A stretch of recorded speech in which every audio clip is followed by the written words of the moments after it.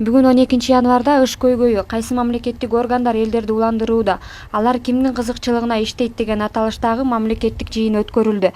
Анда нефтетрейдерлер ассоциациясынын аткаруучу директору Канат Яшатов жана Жашыл энергетика коомдук фондунун төрайымы Айнара Султангазиева мамлекеттик жана муниципалдык органдардын абанын булганышына болгон жоопкерчиликсиз мамилесине токтолду. Адистер шаарды каптаган түтүн маселесинин бир катар себептерин атап өтүштү.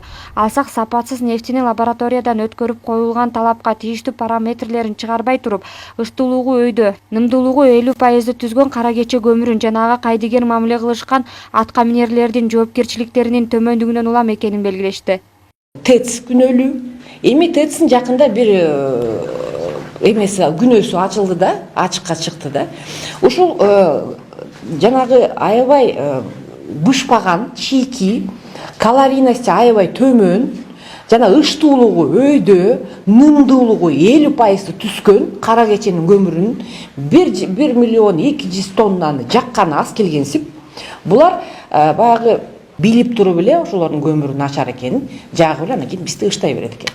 Маалымат жыйында Канат Яшатов нефтинин К2 жана К3 үлгүсүндөгү күйүүчү май абанын бузулушунун бирден бир себеби экенин, биздин мамлекетте К2, К3 үлгүсүндөгү күйүүчү майлардын азырынча өндүрүүгө болот, бирок алып киргенге тыюу салынганын. Ага карабай биздин мамлекетке жылына 450 000 тонна дизель отунунун К2, К3 классындагы эки күйүүчү майды мыйзамга карабай эле алып киришип жатышкандыгы дагы кедерин тийгизип жатканын кошумчалады.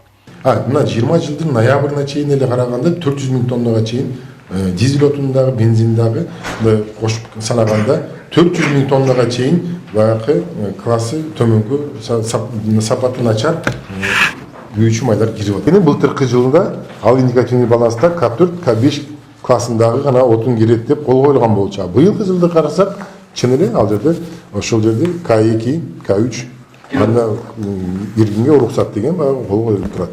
Ал эми өлкөдө жагылып жаткан көмүрлөрдүн ар бир рейси лабораториядан текшерилип, бардык талаптарга жооп берилип турарын жана нымдуулугу 20%дан ашпай турганын Кыргыз көмүр мамлекеттик ишканасынан билдиришти.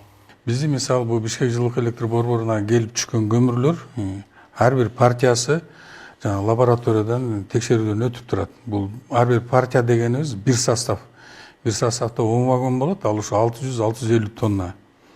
Анан биздин колубузда мисалы мына баягы күз-кыш мезгилинен баштап, июль айынан баштап туруп бүгүнкү январга чейин келип аткан көмүрлөрдүн ар бир партиясынын өзүнүн ошол лабораториядан өткөн аныктамасы бар да.